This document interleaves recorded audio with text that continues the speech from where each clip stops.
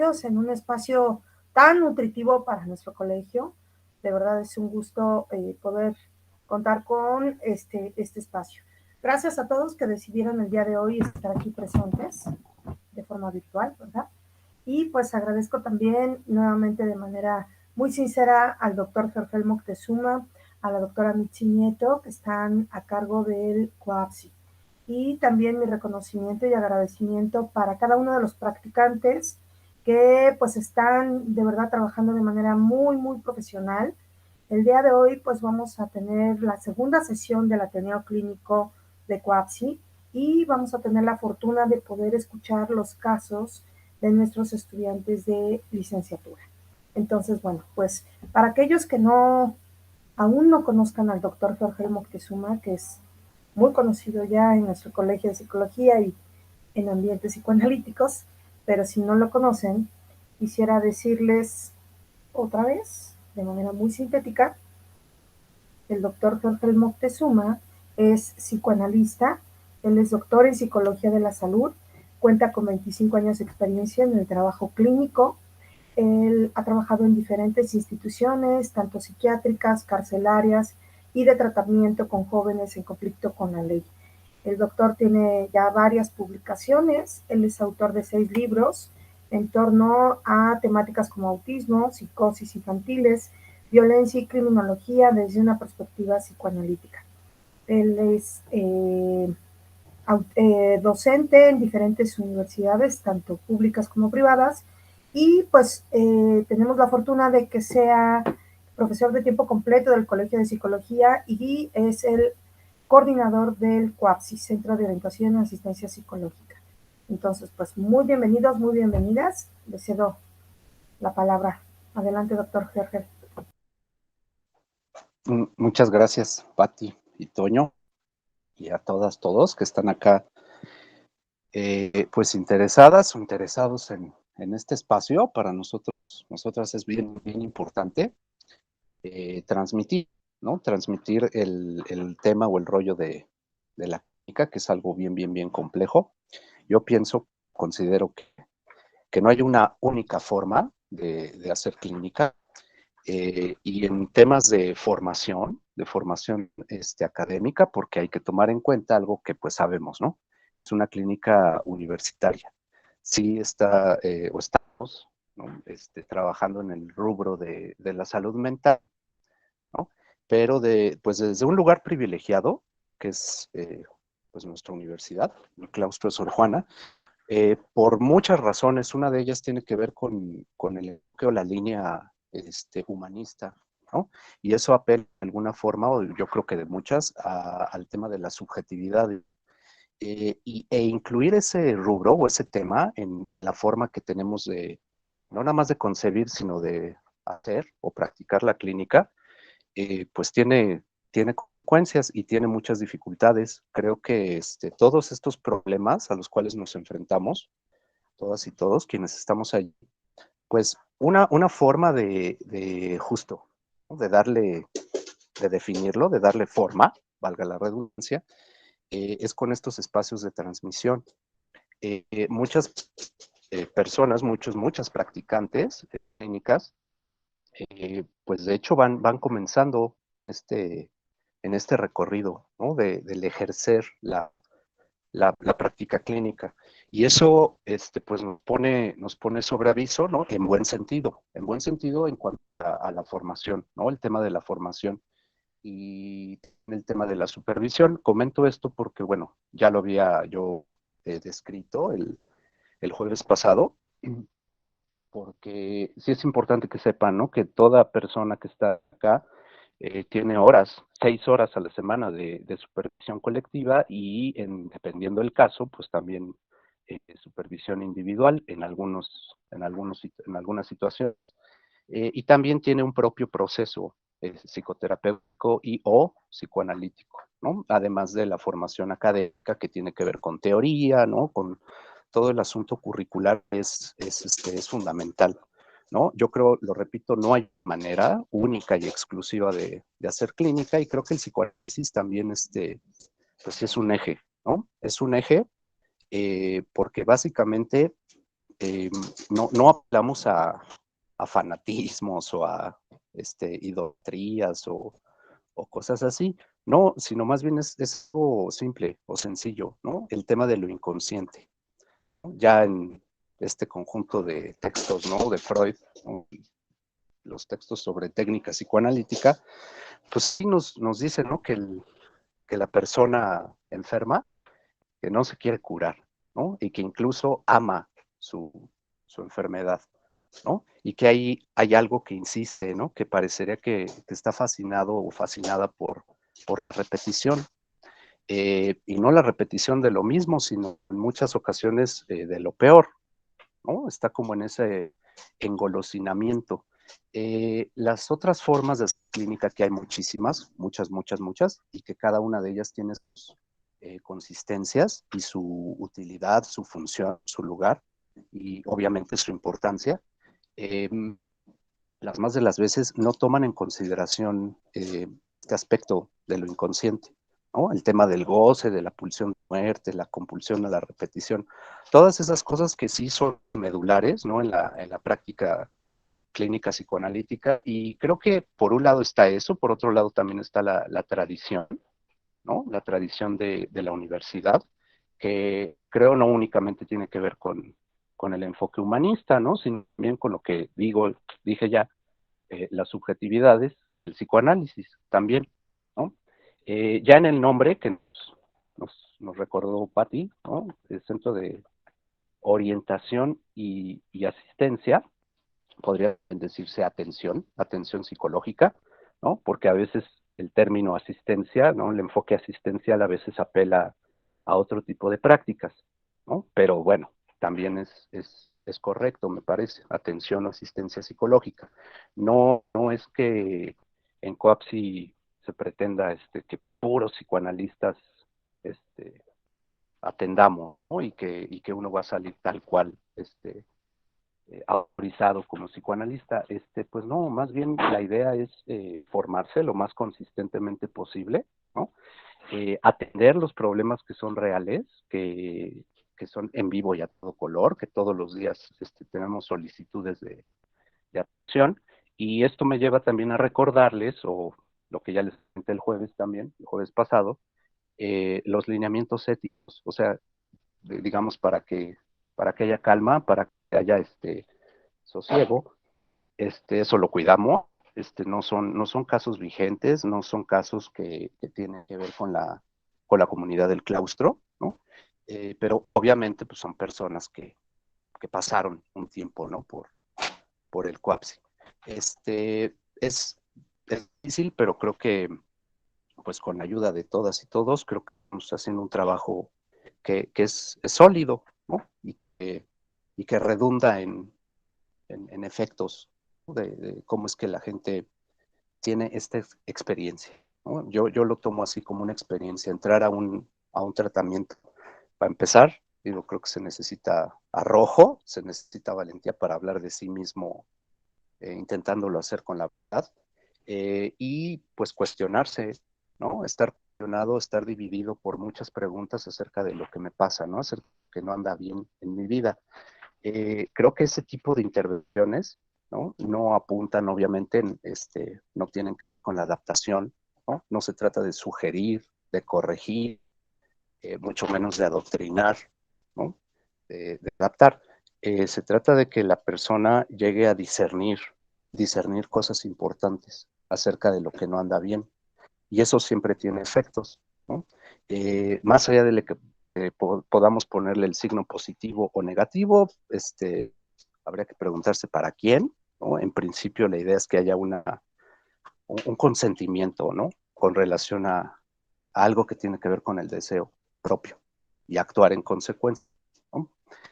Bueno, entonces, la mecánica del Ateneo, ya la conocen. En esta ocasión tenemos a Io Libertad Mendoza, desde séptimo semestre, y también Andrea Nates, también de séptimo semestre de la licenciatura en psicología, y también nos acompaña, que es un gustazo, otra vez de nuevo, la doctora Sandraide Sánchez Palacios, que además de ser docente, la licenciatura es en la maestría en estudios psicoanalíticos. Pues yo me voy a limitar a ser moderador, ¿no? Primero comentarán los casos, tanto Libertad como Andrea, 20 minutos cada una de ellas, y pues después unos 30 minutos, digo, no tiene que ser así como de rígido, ¿no? El asunto del tiempo, aunque sí tenemos que terminar a las 6, eso sí, media hora para que la doctora Sandra nos comente, ¿no? Acerca de estas exposiciones. Bueno, es Io Libertad Mendoza, es estudiante de psicología, realizó prácticas clínicas en Coapsi, donde actualmente está llevando a cabo su servicio social. Al igual, ha participado en actividades extracurriculares como parte del staff del Sensorama por parte del Colegio de Psicología. Ha sido expositora en las jornadas académicas junto con el tema, eficacia de evaluación neuropsicológica en línea, y cuenta con un diplomado de intervención en crisis. Bueno, le damos la palabra a Libertad. Gracias. Muchas gracias, que de hecho ese diplomado fue contigo. Pero bueno, yo voy a hablar de este caso en particular, y el título que decidí ponerle a mi caso es el de El estrago materno generacional hipocondriaco. Y pues bueno, me parece pertinente explicar primero el porqué de mi título para empezar a exponer. Y para esto voy a contar un poco de la historia de esta paciente en especial, a la cual llamaremos María. Cabe recalcar que no es un nombre real, por eso de la confidencialidad. Y bueno, es un hecho que la mayoría de psicólogas y psicólogos, últimamente que nos dedicamos a la clínica, pues a raíz de la pandemia hemos tratado en terapia casos de miedo por ansiedad respecto al COVID, ¿no? Y todo lo que se deriva de eso, lo cual creo que igual podemos muchos como estar en acuerdo, que después nos damos cuenta que no es como tal la cuestión del COVID, sino siempre son otras cosas que se desglosan de este suceso que está pasando en la actualidad. Pero bueno, esta paciente no fue la excepción, y esta paciente llamada María es una mujer de 26 años, madre soltera de un niño de 3 años, y actualmente vive con su familia conformada por su madre, su padre y su hermana. ¿Ok? Entonces ella llega a estas puertas virtuales de COVID, de COAPSI más bien, con la, y cito, urgente necesidad de atender sus episodios de ansiedad a raíz de la pandemia. Y bueno, ella menciona que cuando empezó pues este caos, ahora sí, del COVID, era muy recurrente su gestión, lo cual es importante como que recalcar que el malestar que ella decía sentir se quedaba solo en las palabras, no de los síntomas. O sea, al final de cuentas era como un me siento mal, siento que estoy sintiendo los síntomas, pero realmente no están presentes. No es como me siento con calentura, pero si me tomo la temperatura, realmente no tengo temperatura. Ok, entonces esto ocurría al menos una vez por semana, y siempre pues iban como incrementando los síntomas conforme iban saliendo estas noticias, ¿no? Cada vez más frecuentes de nuevos síntomas que podrían ocurrir por el COVID, ¿no? Entonces, al igual, cabe recalcar que había muy poca cooperación en su casa para que ella se pudiera sentir protegida en su propio hogar, pues toda su familia tenía que salir. Y en particular su madre era enfermera en un hospital donde atendían casos con COVID. Y bueno, esta cuestión de que su madre fuera enfermera me llamó bastante la atención. Históricamente es una profesión que se ha visto asociada mayormente a las mujeres. en cierta manera por este interiorizado instinto maternal del cuidado, que incluso cuando se habla de la función de la madre, justamente es como el cuidado y sobre todo el cuidado en la enfermedad, ¿no? Es como de las cosas fundamentales que se emplean siendo madre. Por lo que me pareció prudente preguntarle cómo su madre se expresaba de la enfermedad en el hogar, pues esto igual me podría dar como un indicio de dónde surgía este malestar. Y fue cuando, pues, no sé, lo que me comentó me pareció como bastante extraño, porque aparte, digo, o sea, ella como que de cierta manera no me expresó como tal primero lo que su mamá decía en torno al COVID, sino empezó a exteriorizar. Y realmente por la estructura un tanto histérica de la paciente, que muestra pues justo un temor a las enfermedades, porque lo mencionaba ahorita el COVID, pero igual desarrollaba que era como una constante a cualquier enfermedad de cualquier tipo.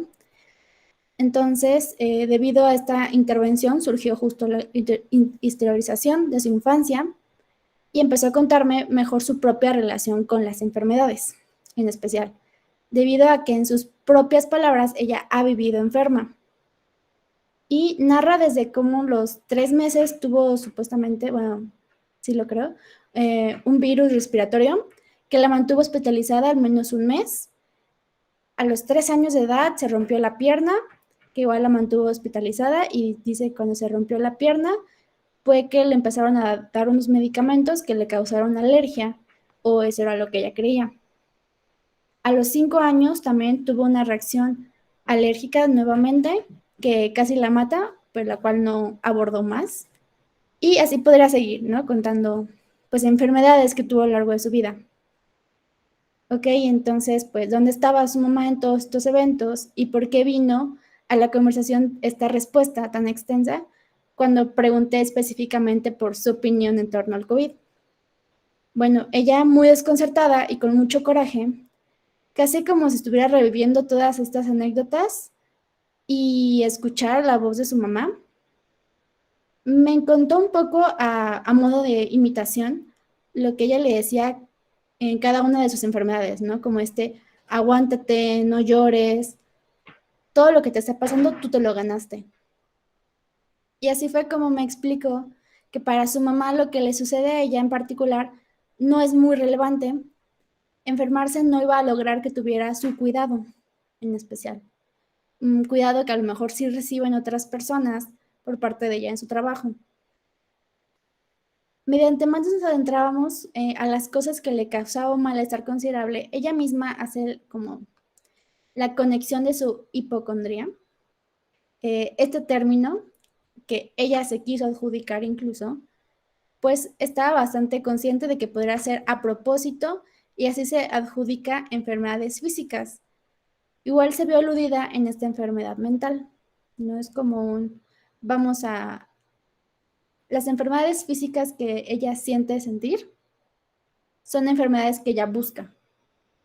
Y al igual que ella busca estas enfermedades para empezar a sentir en sus palabras, porque al final el sentimiento solo se queda en la palabra, de cierta manera igual buscó en qué enfermedad podría, al menos en qué enfermedad mental podría caber. Entonces fue cuando ella retomó y sacó el tema de la palabra hipocondría y se adjudicó ser hipocondríaca.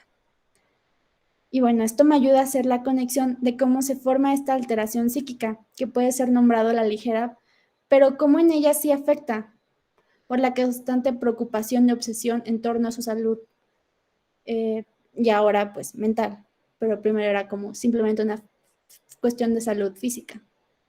Y ahora, por si no lo recordaban, mencioné que ella es mamá. De hecho, su hijo estuvo en todas las reuniones porque no podía dejarlo solo. E igual, uno de sus mayores conflictos era el que su hijo pudiera contagiarse de COVID, y esto la preocupaba de sobremanera, volviéndose así la madre que ella, en sus palabras, siempre quiso tener. La madre sobreprotectora que estaba de manera incondicional. Aquí me gustaría señalar algo que me pareció muy particular, pues siempre anheló el acercamiento con su madre, pero al mismo tiempo la rechazaba con su pensamiento y sus acciones, llevando la contraria. ¿no? Entonces es como, no te enfermes, voy a hacer lo contrario para llamar tu atención, pero a lo mejor podría haberlo llamado de otras maneras. Sin embargo, ella optaba esta cuestión de voy a retarte hasta cierto punto, hasta qué grado puedo llevar mi sintomatización, aunque no la llevaba más allá, porque realmente todo se quedaba en el plano como de la palabra y del confrontamiento. Y bueno, sí, era evidente este rechazo por diferentes motivos y esta misma le hacía saber como directa e indirectamente, o sea, su madre, que si hubiera sido por ella nunca lo hubiera tenido. Al igual que le aconsejaba nunca ser madre, porque era lo peor que podría hacer por sí misma. Aquí viene la contradicción más fuerte, siendo su mayor aspiración en la vida ser madre. Para así cuidar como ella hubiera querido ser cuidada, entonces de igual manera, como ella siente esta sintomatización, busca enfermedades inexistentes en su hijo. Y me dice con coraje que su hijo nunca se ha enfermado. O sea, que es el niño más sano que ha conocido en su vida. Pero justamente ahí hay ¿por qué no te enfermas? ¿Sabes? ¿Por qué no me dejas cuidarte? Y no me das motivos. Pero bueno. Sin embargo, de todas maneras busca de alguna u otra manera que él pueda sentir su presencia y encontrar justo en ella misma la madre que siempre anheló. Sin embargo, igual la sobreprotección, así como la indiferencia, es un modo de igual estar ahí transgrediendo de otras maneras, ¿no? Pero ese no es un tema al que nos vamos a meter, no me voy a meter tanto. Pero bueno, hubieron dos principales temas que se trataron en las sesiones y que al final son producto de una misma raíz, que es como esta necesidad interna de su atención maternal. Y ella igualmente me comenta que un problema reciente, que la tiene de cierta manera igual en las puertas de COAPSI, es la relación con su pareja actual, una mujer que es 15 años mayor que ella y que conoció en la preparatoria, con la cual tiene una muy larga historia desde que ella se encontraba muy joven. A pesar de las diferencias de edad, y que su pareja en aquel momento, dato relevante, estaba recién convirtiéndose en madre. Una cuestión un tanto particular, la atracción por acercarse a alguien pues que justamente estaba llevando este nuevo gran paso en su vida. Poniendo en contexto un poco su relación y los motivos por los cuales, aunque en la actualidad llevan una relación un tanto turbulenta, me da sus razones para seguir ahí. Y es que ella tuvo una función muy puntual que fue el de impulsarla a encontrar su camino en la vida. Llegó en un momento de mucha incertidumbre para ella, debido a que en su hogar nunca tuvo mucha atención. Si ella hubiera decidido no ingresar a la universidad, no hubiera importado mucho. Y fue cuando esta mujer la obligó, de cierta manera, a entrar a una carrera que a ella le gustaba. Y la verdad no es como que la haya obligado de alguna manera, literalmente. Lo que me contó fue que la inscribió con, no sé cómo, si no es como una tutora legal, pero hizo todo el procedimiento como del papeleo para que entrara a la universidad. A una carrera la cual ni siquiera era una elección de María, la paciente. O sea, era el deseo de su nueva pareja, de cierta manera. Y justamente utilizar el verbo obligó es una palabra que me tomaré de la libertad de utilizar porque, pues efectivamente, así fue la circunstancia y ella misma lo comentó de esa manera. Igual poniéndose en una aparente autoridad, pero se le otorgó como si de su madre se tratara, ¿no? Que otra persona haría un acto tal de igual interés en el futuro, ¿no? Bueno, de nuevo necesitando de este impulso ajeno. Necesita de alguien que pueda mantenerla en un control, un manejo de sus síntomas, su vida y su rumbo. Por eso la mantiene y le reafirma la importancia de convertirse en madre cuando deja de fungir esta figura de autoridad, dejándola tomar sus propias decisiones al volverse distante y decirle que no podría entender sus acciones por no ser una madre como ella. Algo que me repite en varias ocasiones durante las sesiones que no podía entender ninguna de ambas circunstancias porque ella no era madre, aumentando el deseo justamente de serlo. Y es cuando, pues, como en un acto de rebeldía, como si de un berrinche se tratara, la engaña con el que es el padre de su hijo. Cuando su pareja se entera de esto, su justificación fue que él sí podría ser la madre. Y es el principal motivo de su infidelidad con un hombre. Bueno, entonces este es como el causante de su primera separación. Sin embargo, ella asegura que el universo las junta por algo y regresa así en la pandemia, ¿no? Igual como relevante que haya regresado en esas circunstancias, y es cuando incluso ella hace la alegoría de que es su nueva enfermedad. De cierta manera, pues su presencia la hace sentir completa, pero le causa un malestar que solo se queda en las palabras, un malestar que me transmite en todas las sesiones. Me duele la cabeza por ella, la escucho y me siento mal, me empiezo a marear. Literalmente sintomatizando la relación actual con constantes migrañas, en sus palabras. Y alergias, igual dice tener alergia cuando está cerca de ella, que su perfume de ella le causa alergia. Y es cuando yo hago el cuestionamiento de por qué mantener una relación que en sus palabras le hace un daño físico y emocional. A lo que ella responde que aún así la hace no sentirse en soledad y es una manera de recompensar todo lo que llegó a hacer en su momento, ¿no? Por esta cuestión de haberla dirigido, ¿no? De haberla cuidado. Una justificación entendible si se tratara de una relación más familiar que sentimental, sinceramente. Por lo que ya a modo de conclusión, pues me parece relevante poner en perspectiva las relaciones que mantiene, que la hacen sentir enferma, y la permanencia en ambientes poco favorecedores, pero que de alguna manera la hacen sentir satisfacción, como un deseo por el caos, tanto como con su pareja como con su mamá, porque ella bien podría salir por ejemplo, vivir con su madre, pero decide mantenerse ahí, estando expuesta al COVID, porque su madre tiene que salir a atender pacientes. Sin embargo, no ve esta cuestión tan pertinente. Bueno, sí, igual sintiéndose expuesta y... Pero se me movió aquí todo.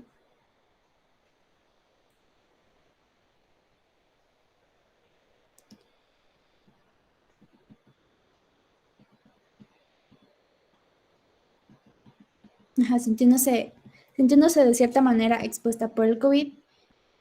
Sin embargo, ya al final, como de las sesiones, fuimos desarrollando un poquito más estas cuestiones de las sintomatizaciones y lo que a ella le causaba. Al final de cuentas, creo que se hizo un trabajo de cierta manera como favorable en respecto a la concepción de la enfermedad y dónde se posiciona ella en torno a las relaciones. Porque al final de cuentas, lo que se llega en un cierto punto es que el grado de sintomización y la relación con la enfermedad causa cierto deseo, porque la hace sentir en un control y en una cercanía con alguien más. Busca personas que le hacen sentir enferma, pero esto que le transmite a ella. Con eso me gustaría como un poquito concluir y seguramente van a haber dudas, entonces espero contestarlas. Sí, gracias, Liv. Sí, después del comentario de Sandra, abriremos un espacio para las dudas, comentarios, críticas y demás. Muchas gracias, Liv. Ahora pues pasamos con Andrea Nates Soria. Ella hizo un diplomado para pensar la práctica psicoanalítica en las infancias, titulado A la escucha del niño, por el Colegio de Saberes. También hizo un diplomado en grafología por el Centro de Estudios Interdisciplinarios de la Ciudad de México. Actualmente es estudiante de la licenciatura en Psicología en la Universidad del Claustro de Sor Juana, parte del grupo de practicantes clínicas que brindan sus servicios en CUAPSI. Ha sido participante como ponente en las jornadas académicas del Colegio de Psicología. Pues le damos la palabra a Andrea Nates. Gracias. Hola, buenas tardes. Pues muchas gracias por estar aquí, por escucharnos. Y bueno, yo quiero compartirles un caso que titulé La huella de la caída y su repetición en el lazo social.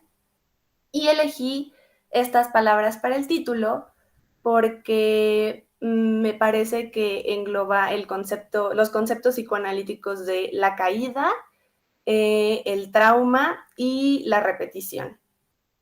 Y bueno, son elementos esenciales para explicar mi caso, los cuales se encuentran latentes en la cotidianidad. Sin embargo, cada uno de nosotros posee distintas formas de operar, y con operar pues me refiero a defendernos ante lo insoportable, de simbolizar lo real y de ocupar un lugar en el mundo para afianzarnos a él a partir de nuestras propias posibilidades. O sea, como nos es posible, nos afianzamos al mundo, y pues nuestras posibilidades particulares surgen de nuestra propia historia y de nuestras propias infancias.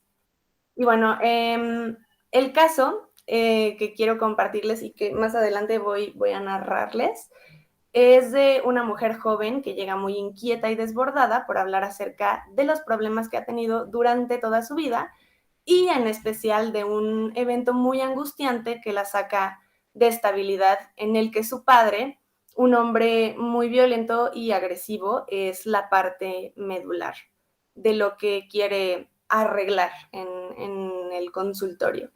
Y posterior a la vivencia del suceso, se desató un enorme malestar psíquico y emocional en ella.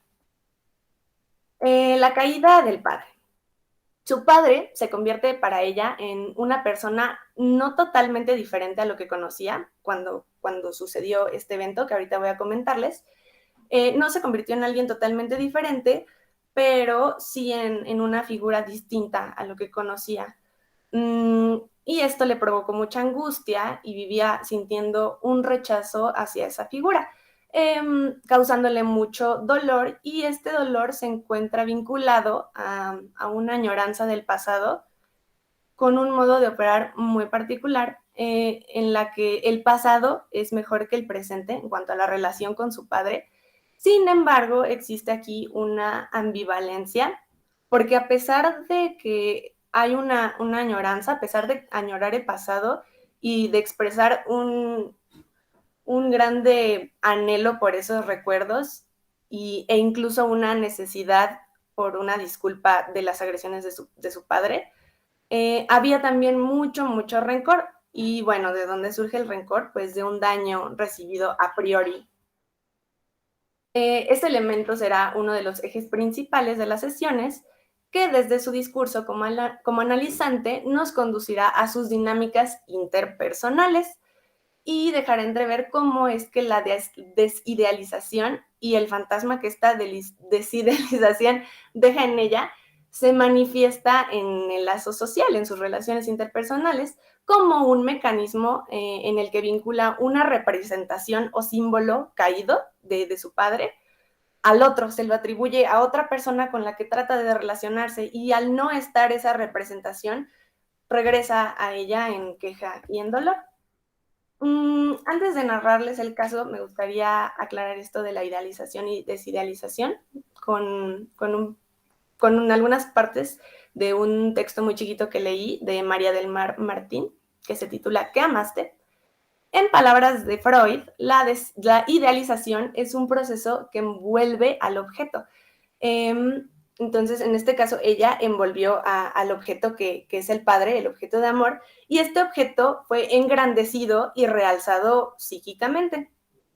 Y esta idea de envolver quiere decir que sí se incluye tal cual al objeto, sí era el padre psíquicamente para ella, sí tenía estas cualidades reales, o sea, de lo real, pero también lo excedía, también ella depositaba otras cosas en él, ¿no? Pero también la idealización es necesaria para la configuración de cualquier vínculo amoroso y claro que adquiere muchísima más presencia en la mirada infantil hacia los padres. Y aquí cito a la autora, dice, el niño piensa que los padres lo pueden todo y buscan en ellos protección. La paciente, desde el lugar de idealizadora, la realidad le va imponiendo poco a poco lo que es su padre, lo que inicia un proceso de desidealización que la acompaña con mucha angustia. Y este proceso es tan doloroso para ella porque la imagen que construyó con una mirada muy significativa de la infancia, pues ya no encaja con lo que se está enfrentando. La caída. Ahora sí, voy a narrar el evento. En un festejo de Año Nuevo, ocurre un evento que marca la vida de la paciente y le genera mucha angustia. La paciente narra que se encontraba celebrando y que su padre, después de mucho tiempo que no bebía, comenzó a beber. Después de un rato, su padre, en estado de ebriedad, fue con ella para reprocharle algunos asuntos que la tía de la paciente le había mencionado, los cuales eran mentiras, acerca de su comportamiento y de hechos que no habían sucedido. La paciente narra que fue muy agresivo y violento, que sintió mucho miedo y que todo aquello que le dijo la hirió gravemente. Sin decir nada, continuó con su vida como si nada hubiera pasado, pero con un gran sentimiento de decepción, de angustia y ansiedad, de vacío, de miedo y de dolor. Cuando llegaba el momento en el que quería hablar de su padre, se quebraba en llanto y expresaba una fuerte sensación de miedo, como si estuviera viviendo la escena de nuevo. Le sudaban las manos, comenzaba a temblar y se le cortaba la voz, pero aunque fuera de lo más complicado de apalabrar, decidía intentar hacerlo. En su discurso estaba muy presente un tema de la añoranza del pasado, como les comentaba, y de querer regresar el tiempo y sentir cariño por él, sobre todo durante su niñez, que fue una infancia vivida con un padre cariñoso y divertido desde su perspectiva, por lo que ella se sentía amada. Sin embargo, también surgían algunas contradicciones, porque al mismo tiempo hablaba de un padre muy brusco y serio, principalmente con ella, además de recordar que golpeaba a su madre. Habla de un padre ambivalente que decidió formar otra familia, además de la que ella tenía, sin dejar a la familia de la paciente, lo que ella vivió como una niña que se sintió desplazada y con sensación de haber hecho algo mal, y que eso haya sido la causa para que su padre iniciara otra vida en otro lugar. Aquel suceso de Año Nuevo que narra y recuerda es sumamente inquietante. Es este instante en el que la caída del padre acontece, o más bien el segundo momento que obedece a la premisa, el trauma no es, sino será. Pienso que este es un momento en el que trata de volver a colocar la representación de la idealización en el mismo lugar y no la encuentran, ¿no? Porque ya no está. Esta vivencia de enorme decepción y pérdida de los sentimientos por él es el será del trauma, que obedece al primer momento de la infancia en el que cae por primera vez esa imagen, con la violencia expectada por ella y la existencia de otra familia que la desplaza.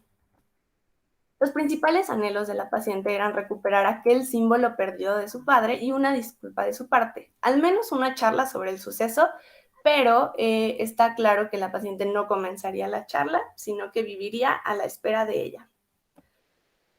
Aquí cito a la paciente: siento como si mis sentimientos que tenía por mi papá se hubieran borrado de mi mente. No sé en dónde están, pero los quiero encontrar. Pregunté por aquello que buscaba, a lo que ella respondió que se trataba de recuperar la confianza, el cariño, y quería volver a sentir, porque no sentir la angustiaba. Expresa sentirse decepcionada, triste y lastimada, y tenía miedo de que las cosas no volvieran a ser como antes. Le pregunto, ¿antes? a lo que responde, es que ya no puedo verlo igual. La paciente había perdido esta abstracción del padre, y frente a esta pérdida, desde Freud se desata un duelo que a mi parecer es complejo, porque en este proceso de duelo también se encuentra implícito como un desplazamiento, que ahorita les voy a explicar qué tiene que ver con que desplaza, trata de encontrar la representación en otras personas, justo en el lazo social. Y todo lo que haya dicho el padre anteriormente, pues fue correcto, intachable, permitido, hasta que esas acciones en las que la paciente no depositaba una mirada crítica se volcaron hacia ella, hasta que ella fue quien recibió las agresiones que su padre tenía con su madre. Y pues es el momento actual en el que ella siente estas acciones. El objeto amado dejó de existir de la forma en la que existía, por lo que la libido que se encontraba enlazada a ese objeto, a su padre, pues trata de ser retirada por la psique de la paciente, pero es propio de la neurosis que exista una resistencia que se manifiesta a través de la negación de que la posición libidinal ha cambiado, de que ya no, como ella lo menciona, ya no es lo mismo, y hay un proceso como de separación complejo de la libido y el objeto de amor, que es el padre. Busca regresar y volver a simbolizar algo que ya no es posible, al menos no de la misma manera. Y es como la forma en la que se manifiesta la resistencia. Y esta lucha constante por retirar la libido, poco a poco la representación sigue existiendo psíquicamente, y claro que la mirada se dirige a los recuerdos que tenía con él y las expectativas que alguna vez tuvo, que estuvieron pues enlazadas con lo que su padre fue para ella. Por esto, en la paciente habita un anhelo de las memorias. Sin embargo, la libido se encuentra suspendida porque cayó aquella representación que posibilitaba el amor, y como consecuencia el padre se convierte en una figura que ahora rechaza. Lo que inicia con el padre posteriormente abre paso a la repetición de una particularidad desidealizante en el lazo social, y ocurre una clase de desplazamiento que mencioné hace ratito, del significado de este acontecimiento en la vida cotidiana de la paciente. Esta vivencia es desplazada al terreno de sus relaciones interpersonales de manera repetitiva, de manera sintomática, en la que surgen elementos clave para entender una dinámica inconsciente que juega el papel de una búsqueda de consolidación con el mundo. Desidealización y lazo social. Se negaba a aceptar lo que ya no estaba. Cuando la negación termina de operar, nos percatamos de aquello que perdimos y después reparamos. Nos preguntamos, ¿cómo hago para tener esa pieza que perdí? Ella no quería vivir el duelo que ya se encontraba viviendo. No obstante, la paciente sabía lo que había perdido, ya que siempre perdía lo mismo en cada fracaso al que se enfrentaba con otros. Aquí les voy a narrar algunos, bueno, solamente 2 sucesos de los que me platicaba que tenían que ver con esto de la desidealización. Bueno, antes de comenzar me gustaría decir que este enlace que hace es un enlace fantasmagórico, porque determina que se relacione depositando en el otro una serie de cualidades que tienen que ver con la anterior representación del padre, y llega a esa caída porque en efecto no encuentra eso que ya no está. La primera que voy a narrar es de una amiga. Dice, su abuelo paterno falleció unos días antes de la sesión número 7, por lo que ese día ella habló de ese acontecimiento. La paciente menciona que no consoló a su padre debido al gran rencor que siente. Algo que le hirió mucho fue que le escribió a una gran amiga para contarle acerca del fallecimiento de su abuelo. Sin embargo, su mensaje no fue leído ni contestado hasta después de varios días, a lo que la paciente expresó que sintió una gran decepción y una pérdida de confianza.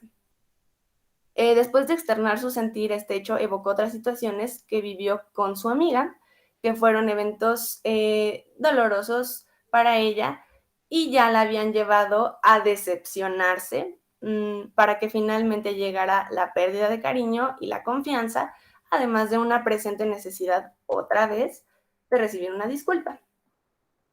Otro de los sucesos fue que para estudiar la universidad, la paciente decide mudarse de ciudad y se va a vivir en donde se encuentra la escuela, junto con su hermana, y narra que durante los primeros meses todo iba muy bien, se habían vuelto más unidas, confiaban una en la otra, hablaban de algunos asuntos personales y menciona que su hermana era muy compartida. Después de algunos meses percibe que el carácter de su hermana se torna hostil y hay peleas muy seguido en las que ella dice ceder, pues pensaba en esto como una forma de solución. Sin embargo, dejó de ser para la paciente un ambiente cómodo para convertirse en algo que no esperaba que sucediera, en especial con su hermana. Dice sentir una gran desilusión y desencanto comúnmente con las personas. Dice, cito a la paciente, doy más de lo que recibo, trato de dar lo mejor de mí y ceder siempre y aún así no recibo lo que doy. Anteriormente se menciona que esta repetición posee un carácter fantasmagórico, ya que en esta la paciente se encuentra tapando lo traumático que no puede ser dicho. Y aunque esto llegue repetidamente porque busca ser reubicado otra vez, recolocado, aunque ya no esté, pues llega el momento de su desvanecimiento. Aún así intenta recuperar lo perdido, tapando el hueco. Y aclararé aquí de nuevo que el material con el que tapa esa falta y desplaza en otros lo que después volverá a caer es con lo que consigue consolidar su yo a la realidad. Es un acto reparador. Cuando la aparente desidealización se presenta es porque el objeto A imaginario, que es con lo que se tapará el objeto A perdido, no complace al fantasma y otra vez provoca que la paciente vuelva a la búsqueda. La repetición. Como menciona Juan David Nacio en ¿Por qué repetimos siempre los mismos errores? Pues es necesario que como clínicos tengamos en cuenta que existe un retorno en la cotidianidad del sujeto, ¿no? Que hay una naturaleza de repetición. Y lo que se repite o retorna es justo lo que les explicaba acerca de afianzarte al mundo, de consolidarte al mundo, porque es algo que está dando solución a un problema subjetivo, a un problema inconsciente de la persona.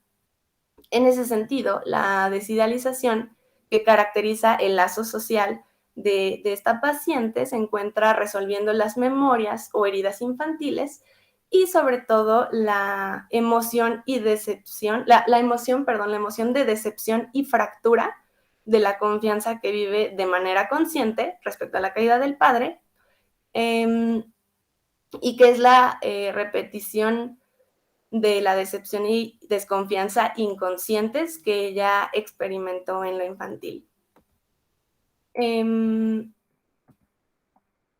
Y bueno, desde estas perspectivas, la repetición está ligada al amor. Lo que se repite en la vida es nuestra forma de amar, de cómo aprendimos a ser con un ser amado y también repetimos nuestra forma de separarnos. Justo como ella lo hace, busca de manera inconsciente una separación y lo que vive es precisamente la consecuencia de esta, el duelo. ¿Qué dice en el espacio analítico que en otro espacio no puede? Y esta pregunta la hago para cerrar. Bueno, deja de retener lo que no dice que siente cuando experimenta una desilusión hiriente. Por más difícil que sea, hay un intento de poner en palabras lo que quiere decirle a su padre y lo que quiere recibir que no recibirá. La paciente se enfrenta a un horror al vacío que se manifiesta en la necesidad de que sus sentimientos regresen, pero sobre todo en sus vínculos como búsqueda de lo ausente idealizado. Esta hostilidad y resentimiento que vive en su realidad psíquica no es falsa ni carece de sentido. Abre el espacio para el cuestionamiento que llega a esclarecer. Y es aquí donde la paciente se sitúa lastimada recibiendo sus ausencias, pero quizá dilucidada. Y ya, es todo. Gracias, gracias Andrea. Pues bueno, después de estos dos casos, de estos fragmentos y viñetas y además comentarios enlazados a la teoría, les voy a presentar a la doctora Sandraide Sánchez Palacios. Ella es licenciada en psicología por la Universidad del Claustro de Sor Juana. Es maestra en psicología de la educación con la perspectiva psicoanalítica por el Instituto Michoacano de Ciencias de la Educación y doctora por el Instituto de Estudios de Posgrado en Psicoanálisis y Psicoterapia. Actualmente está realizando la tesis de su segunda maestría dentro del área de Filosofía de la Cultura en la Facultad de Filosofía y Letras de la UNAM. Profesora de asignatura de la Facultad de Ciencias Políticas y Sociales de la UNAM, docente de la licenciatura y de la maestría en estudios en psicoanálisis de la Universidad del Claustro. También cuenta con los siguientes diplomados: psicoterapia presencial y a distancia, la técnica y su psicodinamia, tanatología, diplomado de cuadros clínicos, psicoterapia de juego, filosofía y psicoanálisis por la UNAM, ética política en el mundo contemporáneo, siglo XXI, derechos humanos y laborales en la Academia de Derechos Humanos. Actualmente se encuentra cursando psicoterapia psicoanalítica a distancia y presencial. Ha laborado en el campo educativo, tanto en escuelas del sector público como del privado, desde el 2001, obteniendo la experiencia docente en preescolares, primarias, secundarias, bachillerato, licenciaturas y posgrados en la Ciudad de México y al interior de la República Mexicana. Desde el 2010 está dedicada a la práctica en acompañamiento psicoterapéutico con enfoque psicoanalítico, tanto en la consulta privada como en organizaciones civiles. Muchísimas gracias, Aide, por estar acá.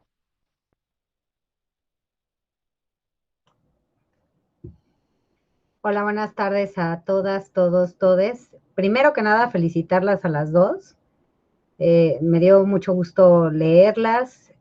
Como ya pasó la vez pasada, también escucharlas aquí cambia y seguramente les ha de pasar cuando tienen estos encuentros de supervisión constante, que no es suficiente un primer relato, que la primera escucha puede ser diferente a la segunda, y bueno, esto es algo que se vuelve muy enriquecedor y también muy complicado cuando uno decide emprender este camino por el psicoanálisis, ¿no? Entonces, bueno, voy a irme en el orden en el que fueron presentando, a lo mejor también haciendo ahí como algunas situaciones que se podrían dialogar, que podrían estar presentes unas a otras. Primero mencionar quienes están aquí de invitados, de invitadas, que esta escucha y estos relatos que hacen tanto Liv como Andrea no son sencillos. No sé cómo les habrá ido, pero implica un esfuerzo grande de estar atentas a lo que van diciendo, pero al mismo tiempo tratar como de descifrar. Podría yo suponer que un poco lo que hacemos con esta teoría, y que ya Jorge lo había mencionado al inicio, que no se trata de buscar un único camino o una única verdad o saber para dónde va, implica como una suerte de detectives, de ir rastreando de lo que nos dicen, cuál es la implicación de lo que va más allá de lo que está en el discurso. Entonces, bueno, en este sentido me parece que ambas logran en estos relatos, que además entiendo el tiempo que les permiten en estas prácticas, pues no es tan extenso como pudiera ser en una práctica privada más, digamos, más tradicional, porque concuerdo con Jorge que habría que cuestionar todo todos los alcances que puede tener esta teoría y no solamente quedarnos en lo más clásico que tiene que ver con el diván, con tantas sesiones a la semana y con una duración mucho más larga. Entonces, en ese sentido, pues el esfuerzo que ustedes hacen todavía requiere de un mayor esfuerzo, ¿no? Entonces, bueno, ¿qué me llevan a pensar? Primero en problematizar, y bueno, voy a plantear lo que yo podría observar y luego ya les daré no la oportunidad, les pediría que también dialoguen conmigo y que me ayuden también a problematizar y a pensar, ¿no? A qué caminos podrían llevar. Entonces, bueno, pues empezando con el caso de Liv, me suenan como varias dudas ahí que no sé si las pensaste, si ahora las podríamos pensar, si valdría la pena, si son a lo mejor insignificantes. Una es desde el momento en el que por lo menos te contacta o narras este primer encuentro que tiene que ver con esta gran demanda, ¿no? De que era urgente. O sea, ahí como una suerte de ya te está advirtiendo como por dónde va, ¿no? Algo le pasa y posiblemente conforme va avanzando, pues quizá lo que podrías notar, o no sé si reparaste, y ahí me voy a unir a lo que mencionaba Andrea, de siempre pensar estos actos que se repiten, ¿no? Y pensaba yo ahí que quizá desde ahí ya te advertía que la venían persiguiendo, ¿no? Que necesitaba una demanda y una atención de urgencia, de algo viene como detrás de mí, algo me está acorralando y necesito ser atendida. Esto es muy importante porque además ha pasado este comentario o esta observación también dentro de las materias o dentro de la materia que imparto en maestría, y es la duda de cuándo empieza, ¿no? Cuándo empieza uno ya a trabajar, y yo podría ahí poner sobre la mesa que es desde el primer contacto. O sea, ya desde el primer momento en que toman, sea como sea, o sea, sean los protocolos que tenga COAIPSI, o sea, ahora con estas modernidades que nos pueden contactar desde un WhatsApp, habrá quien nos contacta desde Messenger, en fin, desde ahí ya empieza uno a tratar de entender como por dónde van. Entonces, de ahí me surge esta inquietud, ¿no? Si fue considerada, si no, o si después de todo, sí quizá pudiste o consideras que se puede reparar en esta urgencia como un llamado a la persecución.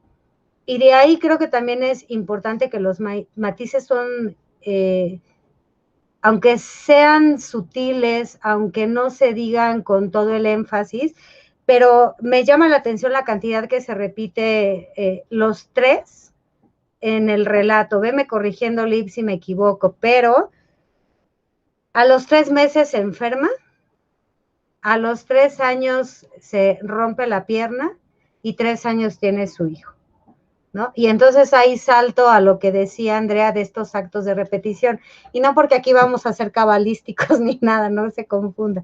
Tiene que ver con el relato, tiene que ver con qué le está haciendo ruido ese 3, y yo hasta ahí pensaba, algo tiene que ver con la madre.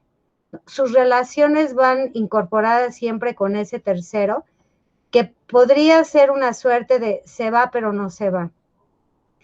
Y entonces ahí también empezar a sospechar lo que nos dice la teoría con estas relaciones que en la lógica racional del mundo social donde nos desenvolvemos, claro que hay una exigencia de tener que tener congruencia, de narrar con cierta lógica y de prestarnos, o bien diría Lacan, ¿no? Como de estar ante esta demanda de lo otro y tener esta logística. Nosotras sabemos que las lógicas de lo inconsciente son otras. Entonces, pensar que en esto que va narrando algo quiere decir este 3, ¿no? Y ahí pensaría yo en dos asuntos. Una es diferenciar dónde está la hipocondria y dónde está la somatización, porque la línea es sumamente delgada. Y pensaba yo desde este virus, ¿no? Que le detectan a los 3 meses, que se queda un mes en el hospital. La verdad es que no entendí si se quedó internada, con qué gravedad, pero definitivamente fue separada de la madre.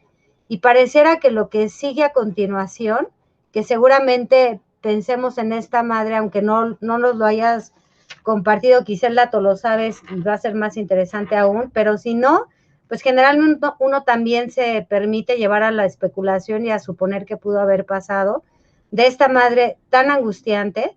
Entonces justo lo que empieza a hacer en la teoría es empezar a incorporar estos objetos amenazantes que son lanzados por esta madre, y en esa medida se vuelve como no saber qué hacer, ¿no? O sea, si me deshago de ellos, de alguna manera me estoy deshaciendo de la madre. Entonces, ¿qué voy a hacer con esto? Ahí a mí me queda la duda, porque hay algunas situaciones que pareciera que sí se llevaron al cuerpo y hay algunas situaciones que no. Siempre esto no tiene una respuesta fácil, no tiene una respuesta única, pero creo que sí habría que pensar en esta situación de la somatización, donde la distinción estaría prácticamente no poder hablar, y lo que no se habla, lo que no permite ser apalabrado, pues entonces es el cuerpo quien lo manifiesta, ¿no?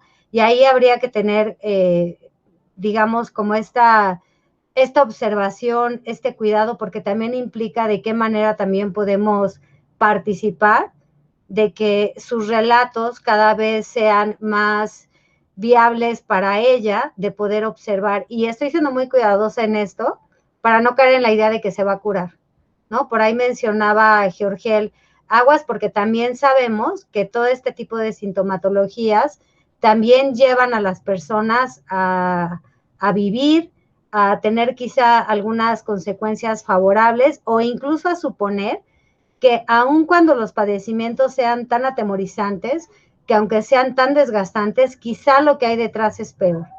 Entonces, sí tenemos que dejar de lado esta parte más moral. No es una teoría que pretenda llevarnos a estados de seres de luz, ¿no? Aquí no iluminamos caminos, de pronto hasta les ponemos un poco más de obstáculos. No se trata por ahí, se trata de ver y de acompañar y de escuchar, ¿no? De dejar un poco de lado quizá incluso las propias angustias que se puedan desatar. Y entonces de ahí me lanzaría y posiblemente entrarían ambos temas, no lo sé, de todas las demandas que se les dan a los padres, a las madres, pero en el caso especial del IVA, la madre.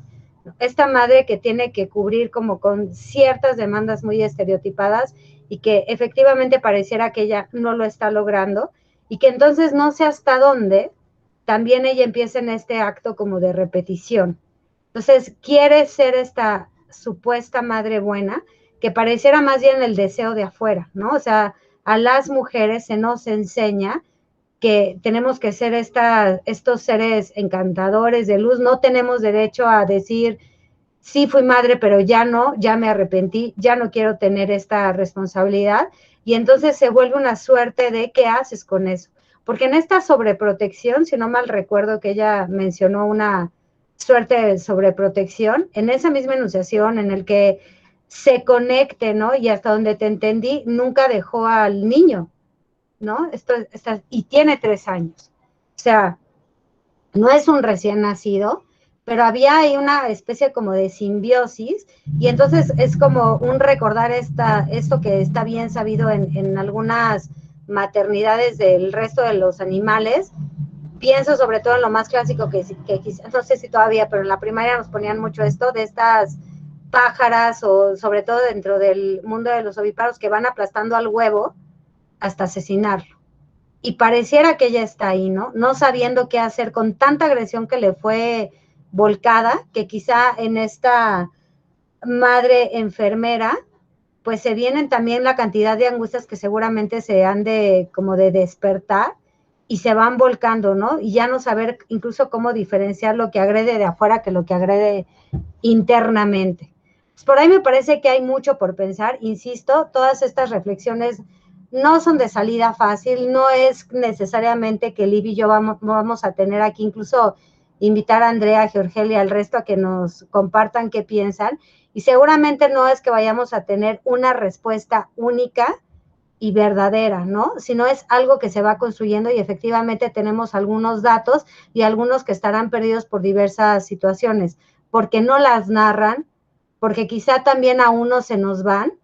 Es muy común que yo de pronto le diga a los pacientes, ya me di cuenta que me estás diciendo, hey Sandra, hazme caso, ¿no? De pronto narran cosas que uno va descuidando, y afortunadamente esto, y empezaré con el tema de Andrea, pues se vuelve como una obra que se repite. Entonces, afortunadamente, suponemos pues que los síntomas vuelven y nos empiezan a avisar que algo no estamos atendiendo.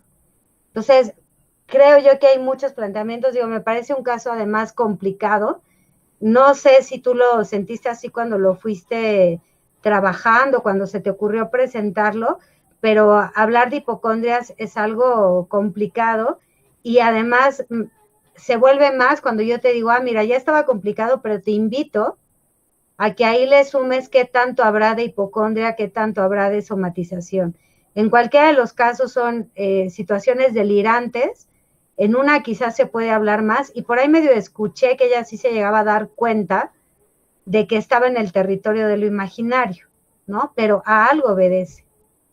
Entonces, de ahí me voy a ir con Andrea, y pensando en esto que narras, ¿no? Que a mí me quedó ahí la duda de qué tanto podemos pensar ahí la omnipotencia, ¿no? Esta omnipotencia que en varias de las cosas que vas ahí poniendo, pues parece que está, pero no termina por ser puesta en el juego, ¿no? De estar ahí como una de las variables que podríamos atender. Y pienso sobre todo ahora, ¿no? Que además es muy interesante que en una hablamos de este rol asignado, de esta demanda social de la madre, y aquí hablamos del padre, ¿no? Entonces, en este padre muy tradicional que tiene que cumplir con ciertas demandas, pero hay en ella, además de este ideal que bien marcas, y que me pareció sumamente interesante que dijeras, todos lo necesitamos, porque las fórmulas se vuelven bien complicadas. En realidad, prácticamente necesitamos de todo, pero tienen que estar casi como en una suerte de perfección, y eso la verdad es que nunca pasa.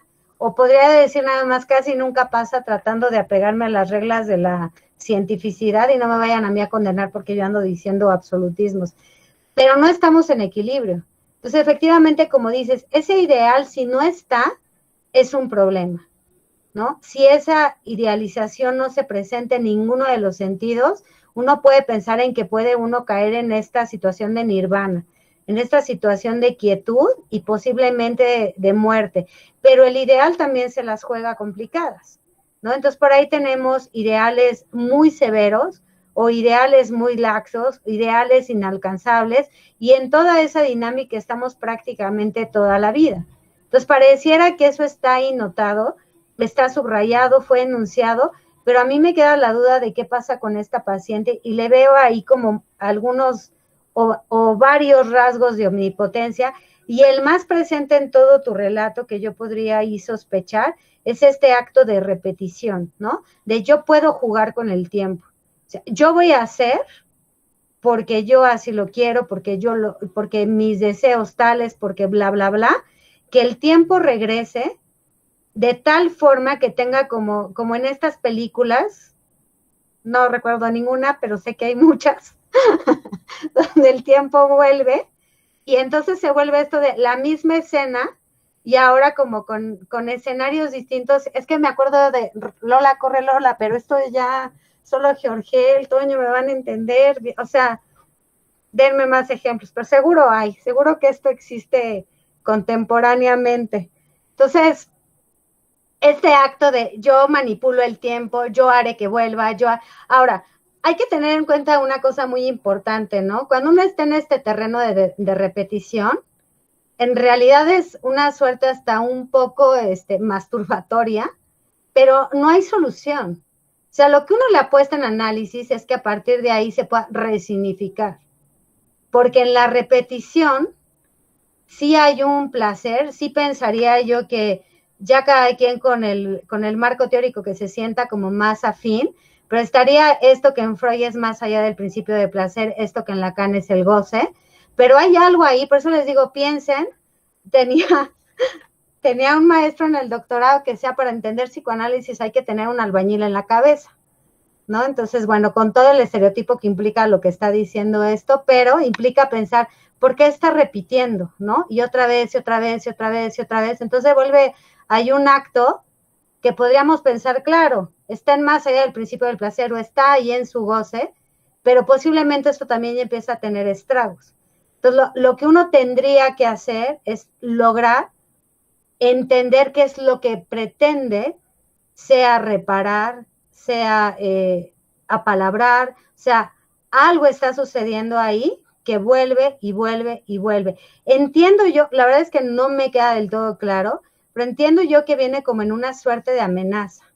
No estaría segura de eso, ¿no? Pero me parece ahí que estas repeticiones llegan como amenazantes, y no sé si amenazantes en el sentido de esto que menciona tanto de odio a mi papá, odio a mi papá. Entiendo que hay una situación como de alianza con la madre, quizá, o sea, de sentir como este rechazo a este padre violento, a este objeto que se vuelve como terrible, pero que al mismo tiempo no puede dejar de pensar, y que por otro lado, no sé si su conflicto esté también en no poder aceptar que quizá el cariño pudiera estar ahí y eso pudiera ser también lo que le causa esta amenaza. Como esta necesidad de lo único que puedo hacer por esta persona es odiarle, que esté el otro. Y estas son fórmulas como muy básicas, no siempre funcionan, pero es importante tenerlas presentes. Si partimos de la idea de que tenemos todo de todos, pues siempre tendremos que pensar, quizá a veces para salir de escenarios de manera rápidas, que si hay una fuerza ahí tanática de odio, de desprecio, de aniquilación, tendrá que estar en algún lado la otra parte, ¿no? La de cariño, quizá esto ya empieza a sonar mucho como a Menelin Klein, pero va un poco por ahí. O sea, estos objetos que odiamos, dado que esto no es la película de Walt Disney, no hay villanos, ¿no? No existe el malo, malo, malo de Malolandia, ni el bueno, bueno, bueno de Buenolandia. Habría que también que profundizar ahí la otra parte. A lo mejor no la hay, o a lo mejor hay en una dimensión muy, muy, muy diminuta. Pero cuando alguien está verbalizando tanto estos odios y sigue habiendo esta situación como de, digamos en términos más simples, de tanto sufrimiento, habría que pensar si lo que le está atormentando es que pese a todo eso, pues a lo mejor hay algo de gratitud, hay algo de cariño, ¿no? Entiendo yo que esta idealización para algo le sirvió, y supondría yo que en algún momento fue siendo como querida. Aclárame algo, Andrea, ¿sí es por esta complicidad con la madre? ¿O no? ¿O con la cultura en general? Yo diría que más bien algo, o sea, no es complicidad, sino como una identificación. Ok. Porque yo hasta ahí también pensaría en qué tanto en esta situación está, pues ahí casi que cumpliendo el Edipo más básico, ¿no? O sea, te vuelves en esta identificación, te conviertes en, y entonces también lo que empiezas a sentir como amenaza es el gran deseo que puedes tener por este personaje, que además socialmente tienes que cubrir con estas demandas de, pues, es mi padre, ¿no? Y además es este sujeto violento, bla, bla, bla, bla, bla, que entonces se vuelve muy complicado, porque al final no es tu pareja, ¿no? O sea, es tu padre. Y efectivamente habría también ahí que hacer una suerte de diferenciación, independientemente de que vaya más allá de los actos conscientes que ella pudiera tener, ¿no? Que pudiera ser, ya decidí no verlo, ya decidí no hablarle, ya decidí lo que sea. Pero esa parte consciente no es necesariamente la que más nos va a importar, sino esto que se repite y que algo nos está llamando. Esperaría yo que se haya notado lo que bien planteaste de estas grandes defensas que tenemos que estar haciendo con el mundo.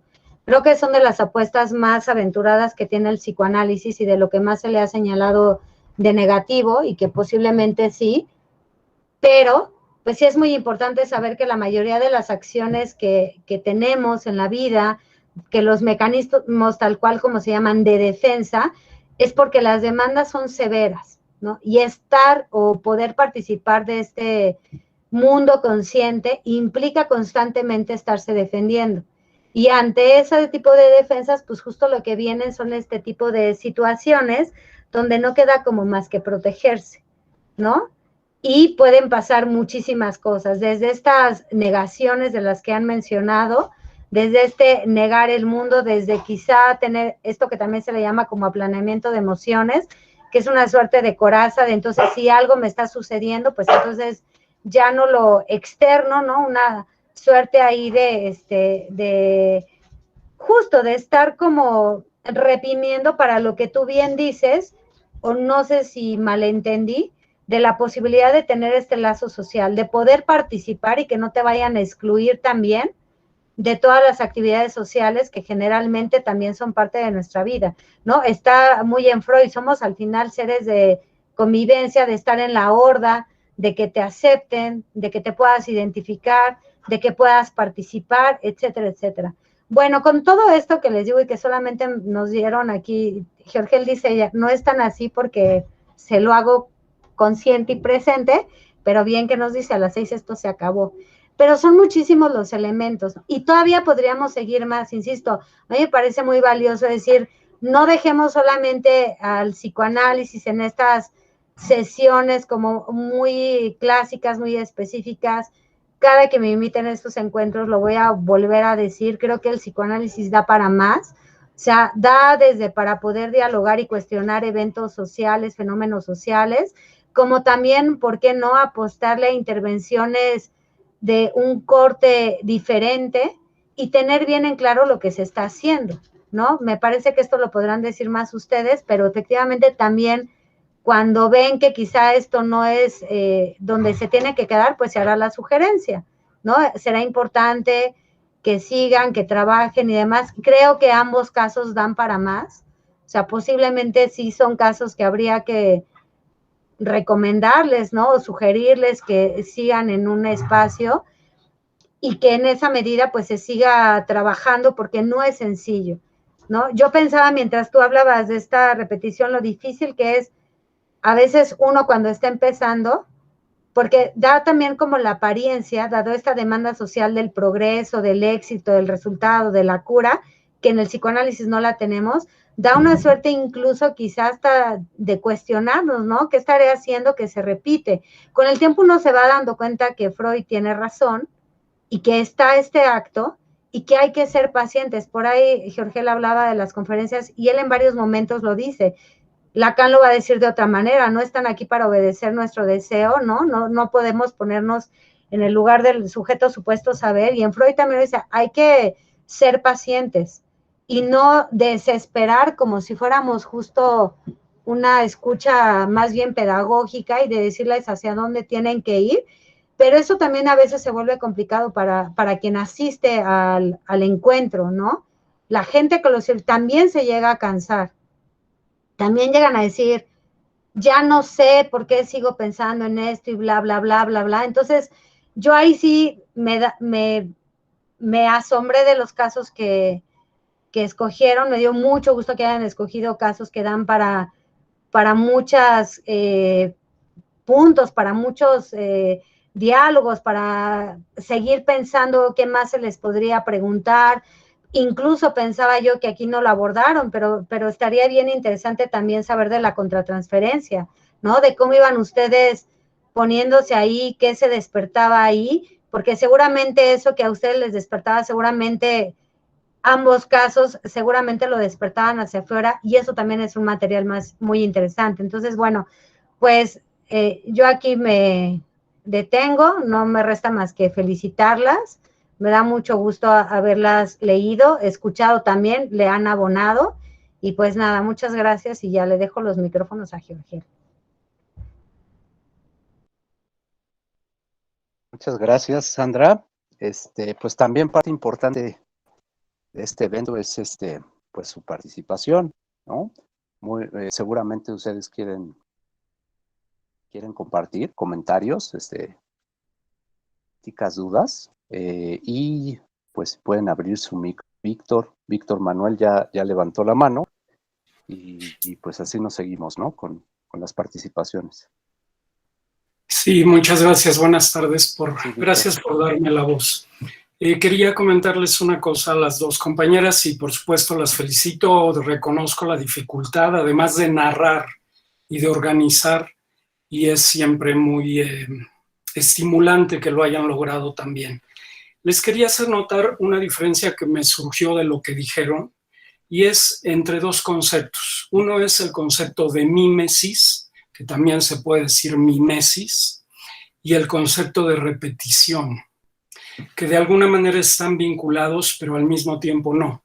Desde mi punto de vista, la mimesis tiene que ver con carácter. Estoy hablando en términos casi dramatúrgicos, de personajes. Es imitar lo que hace otra persona, imitar. La repetición sería más de circunstancias, es decir, la misma situación que se repite. Ahora, en los dos casos, en la situación y en el carácter, hay un ente que no está separado de las situaciones, no se dan por separado carácter y situación. En el primer caso, yo todo el tiempo estuve pensando en mimetización. Es una mujer interesantísima, me parece, aparte de esto que decía muy bien Sandra, de los números, que es casi obsesivo si uno lo sigue buscando, pero me surgieron algunas preguntas. La primera, esta mujer se la pasa en el hospital y la madre vive en el hospital. Es decir, la casa de la madre, que es enfermera, es el hospital, seguro vivía más tiempo en el hospital que en su casa. Entonces es muy curioso que todo el tiempo esté regresando al hospital desde bebé y seguirá seguramente tratando de regresar, aunque al final haya este temor de regresar por COVID, cuando sería quizá la situación ideal, como lo estoy considerando. Por otra parte, es una mujer que la abandona a la madre, pero sigue viviendo a los 26 años con un hijo en la casa de la madre, teniendo una compañera, un amante, una pareja suficientemente grande, de casi 40 años, con la que no vive, según entendí, y sigue viviendo con la madre, repitiendo este esquema. Por otro lado, no está el padre, no apareció en el relato casi en ningún momento hasta donde yo lo percibí, y el hijo es hijo, y el hijo no está enfermo, no se le da la gana, a los 3 años no ha logrado enfermar. Y entonces el triángulo sigue siendo hacia el lado de las mujeres, la madre, la amante, la hija, y luego se intercambian. Y yo no sabía bien a bien dónde queda cada una y cuál es el rol. Por ahí vi mucho más mimetización. Y en el otro caso, en el de Andrea, veo más, como ella lo dijo muy bien, repetición. En los dos casos veo repetición también, pero me parece importante hacer el deslinde. En esa repetición yo tengo alguna pregunta. Por ejemplo, ¿dónde quedó el lugar de la adicción? Porque aparece solo por ahí, el padre aparentemente estaba, si entendí bien, igual lo estoy inventando, en una especie de alcoholismo seco, y un día vuelve a beber y reaparece todo esto, que evidentemente no es la primera vez. Evidentemente, supondría yo. Y luego hay otra palabra clave para mí, que es el abandono. El padre se fue con otra, me abandonó. ¿Y por qué a mí? Lo decía muy bien Sandra. No, abandonó a la madre en todo caso. Ella no es la esposa. Sí, hay una parte de abandono al hijo, pero es otro abandono a la hija. Y pareciera que no está deslindado. Pareciera que fue ella la abandonada. Y otra cosa que me llamó mucho la atención es cómo se repite el proceso al revés. Ahora yo abandono al padre, abandono a la amiga, abandono a quien se deje, porque es una especie de dinámica que yo ahí encontraría también esta especie de, digamos, de ciclo del que cuesta mucho trabajo escapar. Sé que fui, o imagino, doy por hecho que fui abandonada, abandono. Y hasta repetir no sé hasta qué punto, o seguir repitiendo eternamente hasta no sé dónde. Entonces me llamaron estas dos cosas la atención, espero que pueda servirles de algo y me da mucho gusto poder participar. Gracias.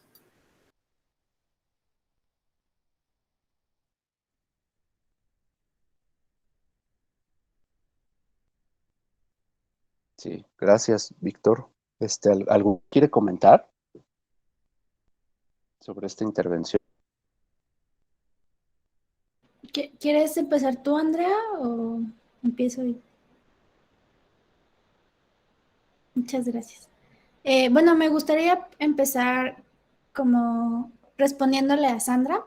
Esta cuestión que me parece como muy pertinente que mencionara de la distinción entre hipocondria y sintomatización, que evidentemente pues igual debía haberlo como abordado desde donde como que agarré esta cuestión de por qué lo diferencié, porque me hizo darme cuenta como en su discurso desde un inicio, como cómo se expresaba de las enfermedades, que solo se quedaba un poco en el plano de la palabra, porque ella dice que nadie más lo puede ver, nadie más lo puede de cierta manera comprobar lo que siente. Entonces solo se queda en el, estoy sintiendo esto, pero realmente no tengo cómo comprobarlo, como lo de la temperatura, o sea, como estas cuestiones que te hacen pensar que solo está en su palabra y en el querer que eso se volviera de cierta manera real, querer realmente estar grave de cierta manera, ¿no? Como justamente para poder tener realmente la atención, porque al final de cuentas no me lo decía así, pero pues justo era como me siento mal y se lo digo a mi mamá, pero mi mamá como es enfermera sabe que no estoy mal realmente porque me hacen pruebas, digo ser alérgica a medicamentos, me hacen pruebas de alergia y salen negativos. Entonces justamente es como busco los síntomas que debería sentir alguien con alergia y dice tenerlos. No se queda en la palabra como propia de la hipocondriasis. Y otro comentario que rescatan ambos, que me parece como pertinente, y justamente sí hice un pensamiento en su momento al respecto del número 3, que se puede ver como un número que se repite, pero igual una posición, como de un tercero, en el sentido de que a lo largo de su historia, por ejemplo, en un primer lugar está como la cuestión de la madre y el tercero, que es la enfermedad, que de cierta manera la rescata, ¿no? Ella no lo ve de esta manera, pero sí justamente la enfermedad la saca de cierta manera de su casa, de estar con su mamá, porque a pesar de que se la vivía en hospitales, no se la vivía con su mamá. Su mamá no estaba presente, a pesar de que los hospitales son igual, de cierta manera, la casa de su madre.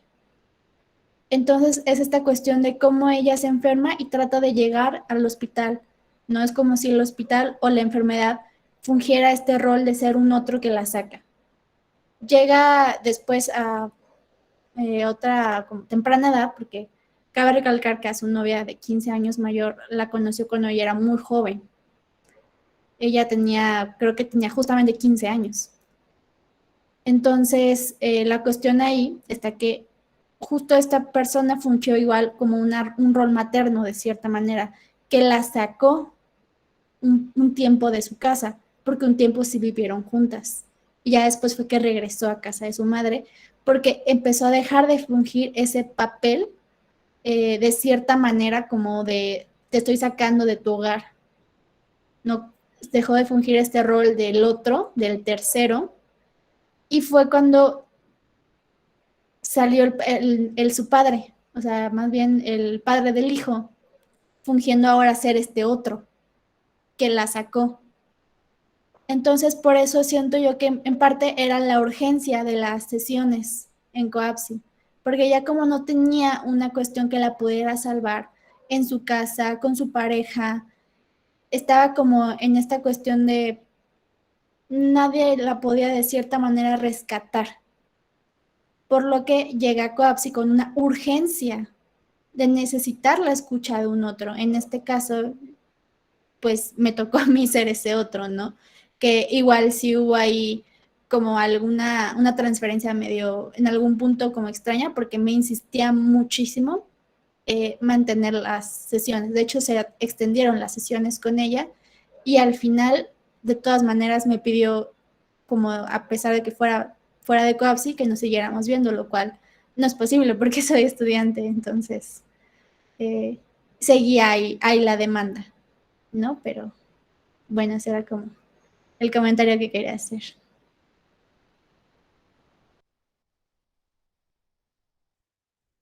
Sí. Andrea y luego Sandra levantaron la mano también.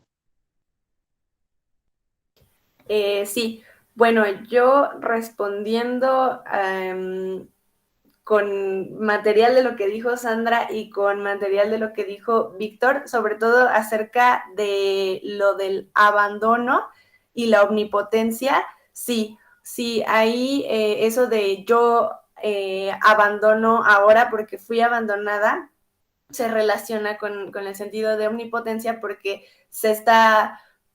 probablemente se está defendiendo contra algo que ella reconozca como separación y que le pueda causar angustia. Entonces, mejor ella anula esa dependencia y se relaciona a partir de esa omnipotencia para que ya no se desencadene como angustia. Y eso de que acerca de la identificación con su madre, sí, como dijo Víctor, no la abandona a ella en un primer momento, abandona a su madre, y en el momento en el que ella ve que la violencia se torna hacia ella, es ahí cuando tiene una mirada crítica hacia lo que hace su padre, y pues surge ese dolor porque encuentra algo, o sea, hay algo que se está jugando de la identificación con su mamá, ¿no? Y ya es lo que quería responder.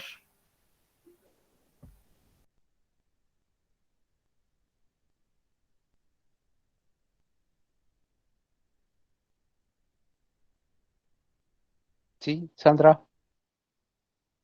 Es que no te oías, ¿era yo? Yo no te oía. Dije, qué misterioso momento. Pues nada, solamente puntualizar unas cosas, ¿no? Yo no creo que tuviste que haber abordado, no. O sea, me parece que eso es lo rico de esta teoría, ¿no? Que no hay como un camino. Creo yo que lo enriquecedor de esto, siempre y cuando así asumamos esta propuesta psicoanalítica, es primero, sobre todo si seguimos esta forma muy freudiana, ¿no? De estar en el momento, estar escuchando. Generalmente además se nos pide esto de no caer como en estos discursos muy latentes, en los cuales podemos hasta de pronto lanzar respuestas que nos están pidiendo, pero que no va por ahí, o tratar de estar dando guías, pero además de todo se nos pide esta atención flotante. Entonces, esto es como así otra cosa más que deseen que hagamos, ¿no? Entonces se vuelve bien complicado. No creo que haya sido un camino equivocado. Más bien la invitación es justo eso, que a ver, las dos eligieron casos muy interesantes, casos complicados, lo cual de verdad espero que se sientan pues orgullosas, ¿no? De haberse aventurado a esto. Además, bueno, todo el esfuerzo que le hayan puesto. Entonces, simplemente son como puntos que se pueden abordar y que pueden seguir haciendo más interesante este andar, estas vivencias que están ahí, y esta apuesta por tratar de acompañar. Me parece que fue la sesión pasada que decían que a veces nos toca ser como una especie de secretaria, a veces somos como el que va al lado, ¿no? O sea, es como por donde nos van poniendo.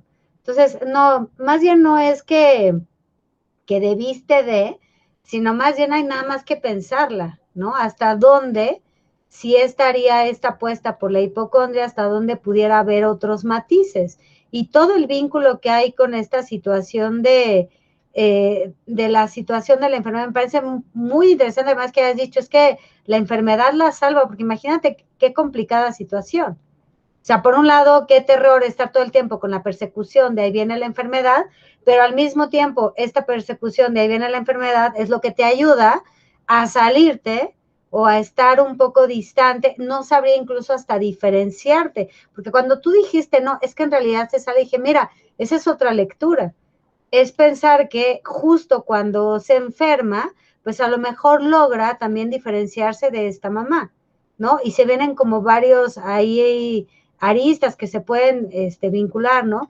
Y también con Andrea, que se vuelve complicado, porque cuando tú mencionas esto de cuando ya se vuelve con ella, no sé también si podríamos incluso especular que cuando se da cuenta que es también con ella, quizá también se rompe el no me voy a convertir en esta mamá, es decir, como una suerte de ni siquiera era conmigo, sino este sujeto es violento. O sea, ni siquiera va su apuesta en este juego de opuestos, ni siquiera es que me odie a mí o no es que me ame a mí, ¿no? En este juego de omnipotencia, ni siquiera es conmigo, sino que este sujeto es así, O sea, no sé si han escuchado a Hannah Arendt y lo que habla de la banalidad del mal, pero implica esta situación de no hay nadie. O sea, simplemente es mato porque mato. O sea, suena muy fuerte, pero sí hay una diferencia si yo digo voy a violentar a Andrea a decir yo violento a las mujeres, ¿no? Entonces, cuando además estás hablando de tu hija, pues imagínate toda la cantidad de ideales que se caen, donde ya ni siquiera le va a bastar ser su mamá, porque es un sujeto aparentemente indiferente a estas presencias que podrían estar simbolizadas libidinalmente o de una manera como más personal. Entonces, no, más bien yo les digo que son casos muy, muy interesantes, que dan como para hacer varias preguntas y que entiendo yo además que un poco el compartirlos en este espacio es ver de qué manera toda la teoría sí se puede aplicar o sí podemos tener estos diálogos y llegar a nutrir nuestras experiencias tanto clínicas como teóricas, ¿no? Entonces, bueno, yo no levanté la mano, urgé, no, a ver, espérenme, están muy bien. Esto se trata nada más de nutrir y de acompañar y de buscar como otras lecturas ante un mismo fenómeno, que en este caso son además las viñetas, ¿no? Que también me parece les han dejado muy en claro que cuando se comparte hay que compartir solamente algunas partes y tratar siempre de respetar, porque finalmente nos comparten su vida y eso es, pues, así como el cirujano tiene que estar en estos espacios higiénicos para que no entren las bacterias, bueno, pues también o los virus, nosotros también tenemos que estar cuidando, ¿no? Que no esto se vaya a manipular y vaya a tener un desenlace negativo o incluso para hacer daño a las personas que acuden. Entonces, no, más bien es eso, es pensar que cómo se puede cuestionar y cómo podemos dialogar hacia otras, digamos, raíces, ¿no? Hacia otros puntos. Y bueno, ya, ahora sí ya me callo.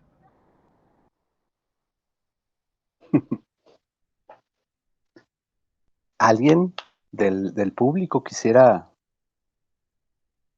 venir?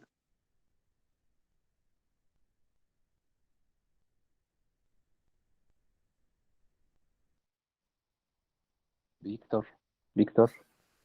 Perdón, lo hago por si nadie Antonio. más quería, ¿eh? Y como yo sí quiero, pues entonces quiero. Nada más quería hacerle notar a Andrea una cosa hermosísima que dijo los sentimientos perdidos. Y me acordé de una imagen de literatura, de la famosa novela de Ariosto que se llama El Orlando Furioso, donde está la idea de que la razón está en frasquitos en el lado oscuro de la luna. Es decir, se perdió la razón y ahí está. Hay que ir por ella, nada más con un cohete y ahí la encontramos. Frente a esa imagen de el sentimiento perdido, ¿dónde quedó? Creo que incluso así lo dices, Andrea, así lo dijiste. Y es una imagen muy hermosa y que es muy estimulante también, porque creo que además es una pregunta complicadísima e importantísima. ¿Dónde quedaron? En una botella, a lo mejor en el sótano de algún edificio del centro de la ciudad.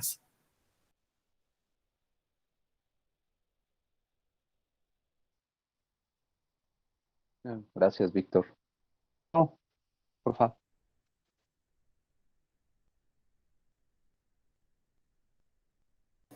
No te escuchas. Gracias, es un gusto escucharles. La verdad creo que son viñetas muy particulares y justo al igual que Víctor, me quedé con una frase que dijo Io sobre los malestares se quedaron en las palabras, ¿no? Los síntomas se quedaron en las palabras. Creo que más lacaniana no pudiste ser, ¿no? O sea, y ambas en este sentido creo que pusieron la escucha en ese lugar, en ese espacio. Las escuchaba, la verdad que quedaba bastante sorprendido en ambas presentaciones, ¿no? Por esta articulación que hacen tanto teórica como de manera descriptiva de los casos. Y también, sobre todo, aprovechar para rescatar esto que yo mencionaba, a lo mejor no sé si te diste cuenta, pero lo dijiste de manera muy bonita, porque ahí justamente se encuentra nuestro trabajo, ¿no? Creo que en el actuar clínico es dar cuenta cómo entonces el lenguaje es habitado y nos habita, ¿no? Y que esas formas de vivirlo o ser atravesado por el lenguaje dan la oportunidad y de una u otra manera circuncida las relaciones con los otros, ¿sí? Porque va con eso, va con el corte, ¿sí?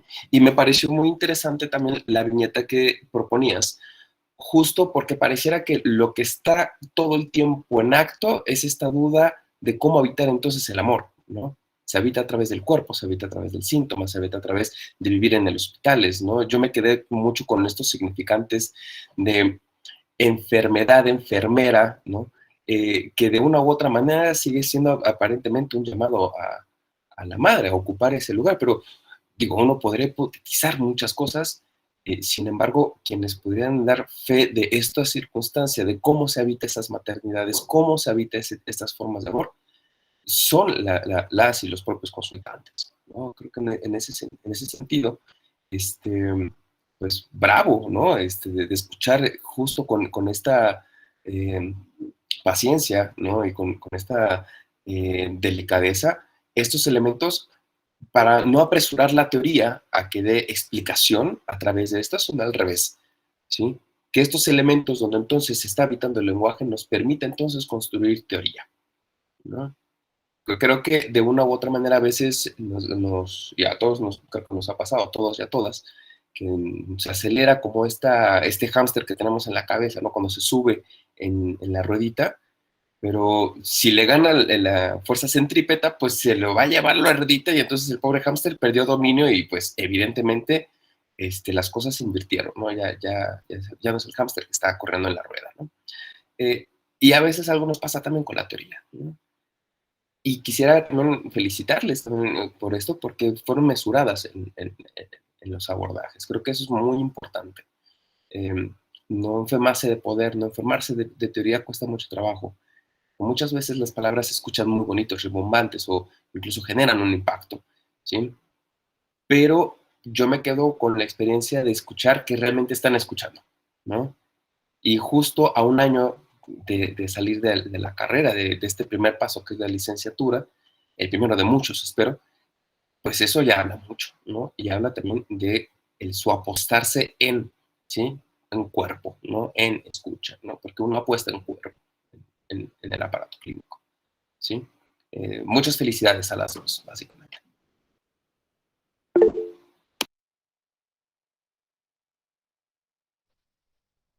Sí, gracias, Toño. Y creo que también Julio había levantado la mano.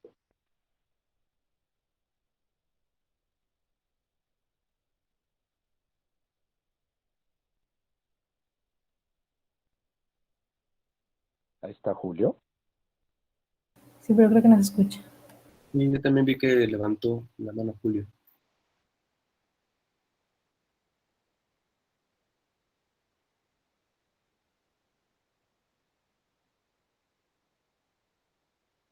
Creo que Pues está creo que intentando no. hablar, pero no se le escucha, porque tiene el micrófono abierto, pero no se escucha nada. Hablando de la escucha. Hablando de la escucha, ¿no?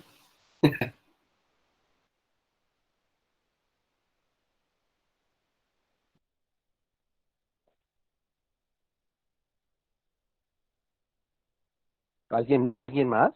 Además de, bueno, que está en el intento, Julio, pero alguien más quisiera compartir.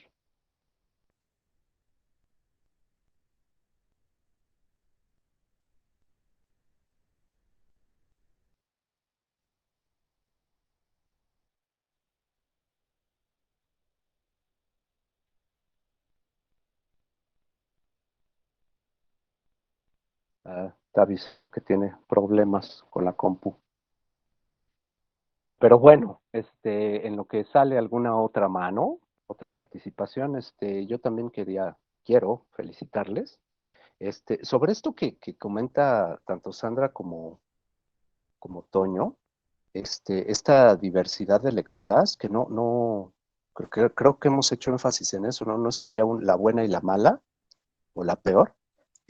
No, o sea, en realidad, bueno, creo que si, no sé, si nos queremos ver como así, como con mucha formalidad, así que ya ven luego los psicoanalistas cómo le hacen, ¿no? Que citan de las sesiones donde Lacan dijo tal cual. Pues hay un texto, ¿no? La dirección de la cura y los principios de su poder, donde ahí como que da el señalamiento, ¿no? El señor Lacan, acerca de que en términos de táctica, pues uno es totalmente libre, ¿no? O sea, yo lo leo así, a mi entender es así, ¿no? Es ese tema de la intervención, cómo da cuenta uno de eso, pues uno es totalmente libre siempre y cuando pues tenga claridad, ¿no? En cuanto a la orientación, pues de la política y de la ética, psicoanálisis, y también el tema de la transferencia, ¿no? Sí, lo repito, somos totalmente libres en cuanto a cómo leemos, cómo ordenamos y cómo intentamos dar cuenta de nuestra práctica, pero pues con esas, digamos, esos anclajes, ¿no? Que hay ahí como esas referencias de manera pues consistente. Otra forma, a lo mejor no lacaniana, ¿no? Sino más desde el lado de la investigación, el rigor, ¿no? O sea, efectivamente sus lecturas parecen muy, muy consistentes, justo rigurosas. O sea, yo entiendo el rigor como, pues bueno, cuando se trata de dar cuenta de un caso, hay consistencia, hay coherencia con la teoría, ¿no? Y efectivamente, pues un poco, mucho, como lo estaba comentando Toño, ¿no? O sea, está la puerta abierta, ¿no? Para producir teoría. En esas épocas hay una especie de desdén, a mi parecer, ¿no? Como la teoría, como que no tiene mucho punch, ¿no? Como que eso pues, está bueno, pero para la gente que escribe libros o algo así. Sin embargo, creo que la teoría es un referente totalmente fundamental, ¿no? O sea, sin teoría no tendríamos brújula, pues, ¿no? Creo que ese rigor, lo repito, esa consistencia y coherencia entre lo que estamos escuchando, ahí ustedes tomaron una decisión en cuanto a qué cortes trabajar, qué partes, qué fragmentos, qué viñetas, ¿no? Y están articulando con algunos aspectos teóricos que pues también decidieron, ahí tomaron decisiones, ¿no? Entonces creo que la clave es la articulación, o sea, la manera en la cual están articulando lo que están diciendo. En ese sentido es que a mí me parece excelente, ¿no? Creo que también, ya en términos más macro, un poquillo más abarcativos, eh, bueno, ya lo dije un poco, ¿no? La función, el lugar de la política, del psicoanálisis, ¿no? Darle prioridad, poner de relieve el discurso, ¿no? Ante esas épocas donde se habla mucho de la terapia basada en la evidencia, investigación basada en la evidencia, pues acá hay evidencia, aquí es la terapia, bueno, la intervención basada en la narrativa del discurso, ¿no? No en la evidencia empírica. O sea, tenemos evidencias testimoniales, ¿no? Donde justamente ahí se está mostrando un sujeto, ¿no? Y creo que eso, en términos de política, de cómo se posiciona esta cosa llamada psicoanálisis, que es muy compleja, tiene muchas aristas, ¿no? Pero cómo se está posicionando allá afuera en el mundo, ¿no? Y cómo está intentando dar respuesta a los malestares contemporáneos. Entonces creo que ese alcance, ¿no? Esa parte, no precisamente es para sacar la bandera del psicoanálisis y ponerla en todos lados, claro que no, pero sí es una apuesta, ¿no? Una apuesta y una propuesta de cómo es que en este caso de las clínicas y de la salud mental y demás, cómo es que en bien poquitas, muy poquitas universidades, una de ellas la nuestra, pues sí está este interés y creo que ustedes están dando testimonio de eso, ¿no? De que sí hay rigor, de que sí hay consistencia y justamente en la articulación, ¿no? De cómo dan cuenta de sus casos, es ahí donde se testimonia. Y eso quería yo decir, no sé si, ay, ¿quién quedamos? Luis, no, Julio. No sé si Julio ya puede Creo que hablar. se salió, ¿no? Creo Ah, que se fue.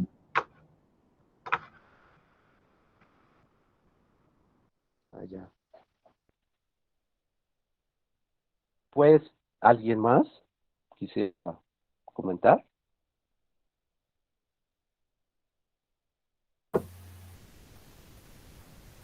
bueno, yo me sumo a las felicitaciones también.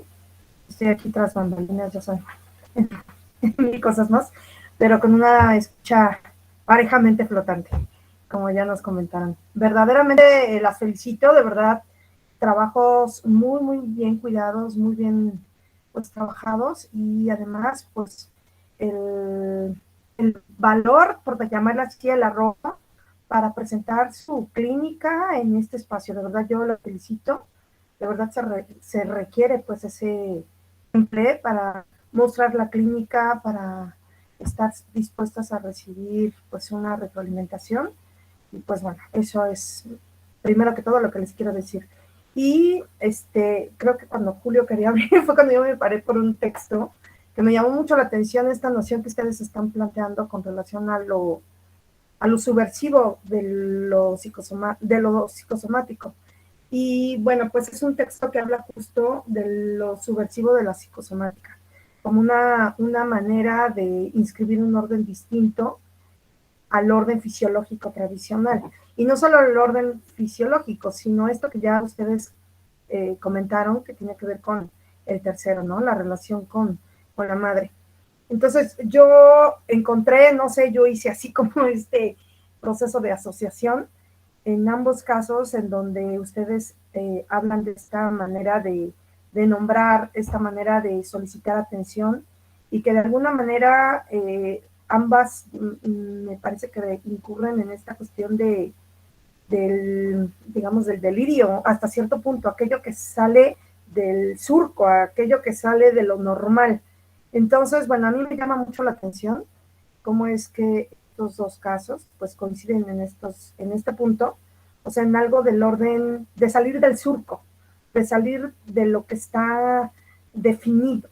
Eso es algo que a mí me llamó mucho la atención y pues bueno, sin duda el tema del cuerpo pues es algo profundamente interesante para el psicoanálisis y pues bueno, también muchísimas gracias al doctor Gertel Moctezuma.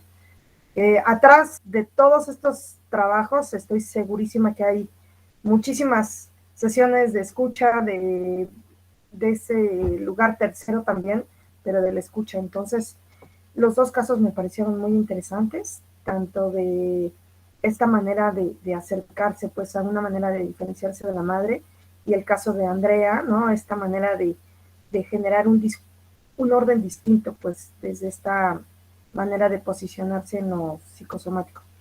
Y bueno, yo quiero aprovechar, ya ven que yo siempre hago comerciales, la maestría en estudios en psicoanálisis, vamos a tener la primera mesa de diálogo y justo el trabajo, el tema que se va a presentar es en torno al cuerpo. Entonces aquí Toño es quien está súper top organizando las mesas. La mesa de la maestría es el 29, ¿verdad? 29, ¿verdad, Toño? Sí, justamente el 29 de septiembre. Muchísimas gracias. Lo digo porque justo es seguir pensando todas estas problemáticas, justo lo que ya comentó Sandra, más que decir esta es la noción de verdad, esta es la teoría, es generar pues estos espacios de reflexión y pues yo le agradezco también a Sandra, que siempre está muy atenta, muy dispuesta pues para poder aportar. Entonces, bueno, muchísimas felicidades a las dos. Y voy a dejar aquí la referencia de este texto que a mí me llama mucho la atención, que de cierta manera coincide con estos puntos que ustedes comentaron. Muchas felicidades.